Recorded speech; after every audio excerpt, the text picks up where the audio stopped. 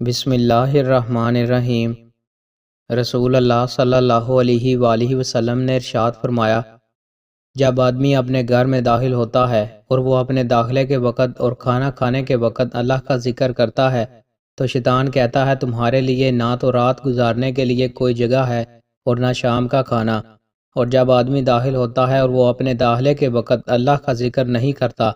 تو شیطان اپنے ساتھیوں سے کہتا ہے تم نے رات گزارنے کی جگہ پا لی، اور جب وہ کھانا کھاتے وقت اللہ کا نام نہیں لیتا تو وہ کہتا ہے تم نے رات گزارنے کی جگہ پا لی اور شام کا کھانا بھی پا لیا۔ رسول اللہ صلی اللہ علیہ وآلہ وسلم نے ارشاد فرمایا، جو شخص اس حال میں فوت ہو کہ اس نے جہاد کیا اور نہ اس کے دل میں اس کا خیال آیا تو وہ نفاق کی موت مرا۔ رسول اللہ صلی اللہ علیہ وآلہ وسلم نے ارشاد فرمایا، جب تم مرغ کی آواز سنو تو اللہ سے اس کا فضل طلب کرو کیونکہ اس نے فرشتہ دیکھا ہے، اور جب تم گدھے کی آواز سنو تو شیطان مردود سے اللہ کی پناہ طلب کرو کیونکہ اس نے شیطان دیکھا ہے۔ رسول اللہ صلی اللہ علیہ وآلہ وسلم نے ارشاد فرمایا، تین قسم کے لوگوں کے لیے دو اجر ہیں۔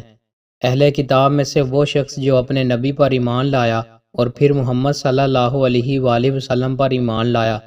مملوک غلام جب وہ اللہ کا حق ادا کرے اور اپنے مالکوں کا بھی حق ادا کرے، اور ایک وہ شخص جس کے پاس کوئی لونڈی ہو وہ اس سے ہم بستری کرتا ہو، پس وہ اسے آداب سکھائے اور اچھی طرح سے مہذب بنائے، اس کو بہترین زیور تعلیم سے آراستہ کرے،